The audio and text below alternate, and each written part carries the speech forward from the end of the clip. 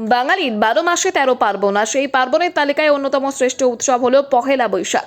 নতুন বছরের প্রথম দিনটি পুণ্য লাভের আশায় কোচবিহারের ঐতিহ্যমণ্ডিত মদনমোহন মন্দিরে উপচে পড়ল অগণিত মানুষের ভিড়।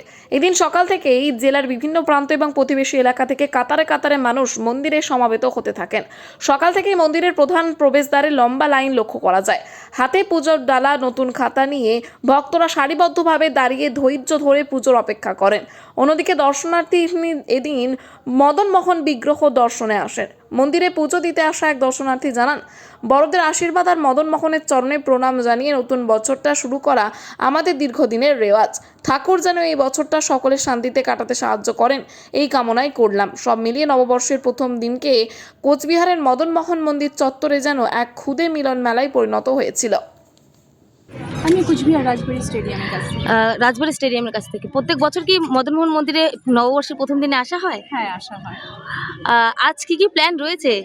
প্ল্যানে বাইরে খাবার দাবার করা হবে, একটু ঘোরাফেরা আর কি।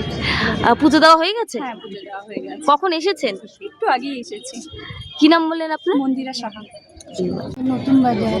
প্রত্যেক বছর নববর্ষের প্রথম দিনে আসা হয় মদনমোহন মন্দিরে? প্রত্যেক বছরই? আজকের কি প্ল্যান রয়েছে মদনমোহন মন্দিরে পুজো দিয়ে তারপর কি করবেন?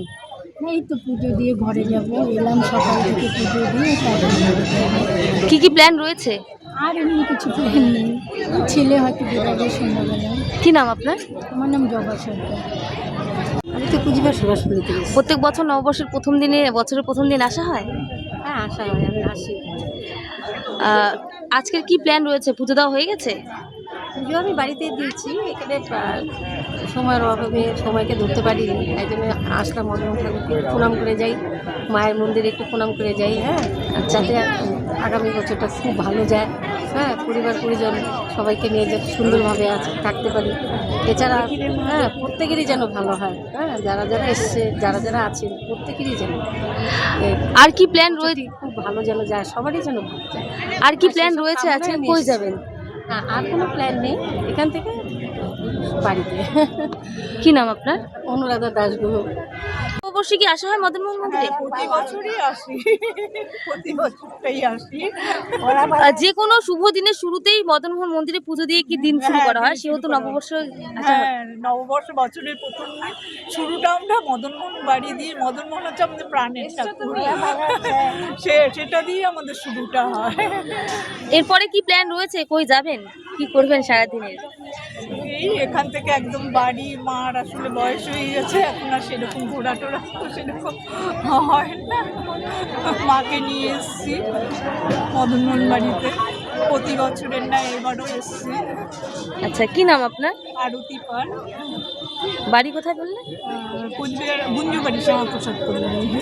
এখানে কুচবিহার। প্রত্যেক বছর নববর্ষের প্রথম দিন বছরের শুরুতে আসা হয়? আসে, প্রত্যেক বছর? প্রতি বছরই আসে। পুজো দেওয়া হয়ে গেছে? এখন 91 বছর বয়স। বাহ। না, আজকে শুধু প্রণাম করতে আসছে। মা বাবা, 91 বছর বয়স। মা। হ্যাঁ, এই যে আসি না, এটা আমার কাছে একটা মানে গর্বের ব্যাপার। আমি এই ধুতি পরা, পাঞ্জাবি পরা লোক পাই না খুঁজে। হ্যাঁ, এটা আমাদের একটা গর্ব, এই পোশাকের গর্ব। হ্যাঁ, এটা আমার কাছে একটা মদনমোহন মন্দির সকলের কোচবিহারবাসীর একটা আবেগের জায়গা। হ্যাঁ, কোচবিহার মদনমোহন মন্দির একটা আবেগের জায়গা। এখানে কি 100 বার আদর্শ জায়গা, প্রতিটি মন্দিরই আদর্শ জায়গা। মন্দির মানে আমাদের হিন্দু ধর্মের একটা বিশেষ ব্যাপার। কাজেই আজকের দিনটা যত কষ্টই হোক, আজকে আমার 91+ বয়স, আমি এই যে কষ্ট করে ঠাকুরকে দর্শন করলাম, কালকে মঠে যাব, ওখানে 12টা বন্ধ হয়ে যায়, এইভাবেই কি নাম আপনার? আমার নাম প্রমথেশ দত্ত রায়।